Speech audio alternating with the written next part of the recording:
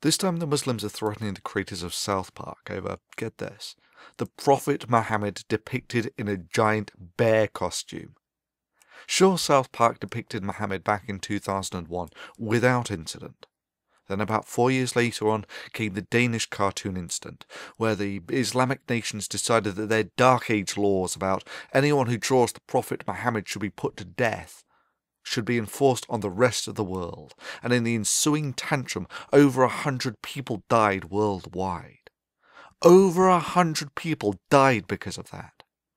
And now, seeing as South Park recently depicted Muhammad in disguise as a giant bear, they decided to oh so generously warn the creators of South Park that they will end up like Theo Van Gogh. You know, the unarmed guy who was cycling to work before he was shot 8 times, then stabbed and then had his head cut off, simply because he made a film critical of Islam.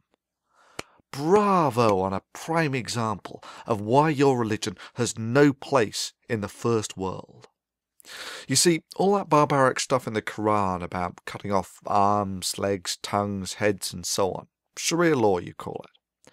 You know, all that stuff that you actually enforce in the Middle East about stonings and whatnot. There's similar stuff in the Bible, you know, utterly destroy those who don't buy into the religion and stone disobedient children and whatever. However, ultimately, after 1,500 years of acting very much as you do now, it was convinced in the Enlightenment that that really wasn't the way forwards. Mankind moved forward out of the age of religion and into the broad sunlit uplands of the age of reason and the first world, and it's never looked back since. I mean, let me make this absolutely clear. The computer that you're sitting in front of watching this video on is a symphony of the fruit of scientific naturalism. You want to live in the first world? You want to live in the age of reason and taste its sweetmeats? That's really not a problem. But like every other religion, you can check your Iron Age baggage at the door, or else go back to the Dark Ages and live in that time warp called the Middle East, where the only glimmers of lights that permeate that dark, dingy human backwater is what spills over from your enlightened neighbours who have not shackled their minds to ignorance. Your alternative is to fight. The only way the nation that has lived in the Dark Ages for 800 years can. By terrorism. We're commanded to terrorize the disbelievers. And this is a religion, like I said. You're commanded to terrorize the disbelievers? The Quran says very clearly in the Arabic language, Torhibuna. This means terrorize them. It's a command from Allah. You know, like that Van Gogh guy you killed. Yeah, stabbing and shooting an unarmed man. Yeah, that's a showcase of the virtues of Islam. Such divine-inspired courage. After all, there's no better way of showing that yours is the religion of peace and enlightenment than by shooting and stabbing an unarmed man, and then threatening others with the same fate. And yet, of course, the criticism of the moderate Muslims was conspicuous only by its absence, and that really does speak volumes of their attitude to these acts.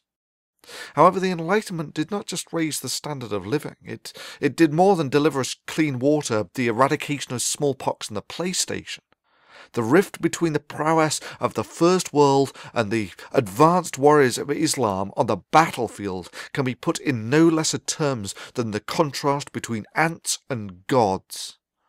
Those of us who have lived in the age of reason understand that with great power comes great responsibility, and that the power of the age of reason must never be allowed to fall into the hands of those from the age of religion. For there is no doubt in my mind that if such power were delivered into the primitive hands of a theocracy, that genocide of the infidel and doing Allah's work would be synonymous terms. But let's say that all your box cutters and shooting and stabbing unarmed filmmakers, you managed to actually threaten the enlightened world. And I mean threatened beyond crashing a few airliners. Your only achievement will have been to have awakened a sleeping giant and to have filled it with a terrible resolve. If you're going to pray to Allah for anything, beg him that you never meet the giant in such a mood. For your continued existence is entirely at the discretion and goodwill of the giant, and that it is all that stands between you being granted continued existence and you receiving yourself the self-same judgment that you would so zealously impose on the rest of the world if only you had the power. So it comes down to the question of your vicious and petty threats against a cartoon creator. That is, your attempt to limit free speech through intimidation. Well, I cannot speak for them, but I can speak for myself, and to those who live in the age of religion I say this. This is the blasphemy that you find so offensive. This is the Prophet Muhammad depicted as a squirrel in slow motion. I did this. Your move. Do your worst, for even your worst will serve as nothing but a catalyst to strengthen the walls of the age of reason, to awaken the giant.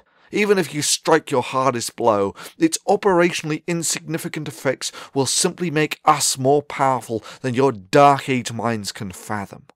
All you can do is set these words to resonate down the halls of eternity. You see, you cannot shoot words, you cannot behead an idea, and you cannot intimidate concepts, and if you try, the fulfillment of your worst threat will serve as nothing but an icon, written in the blood of the free, that you have no place in the first world.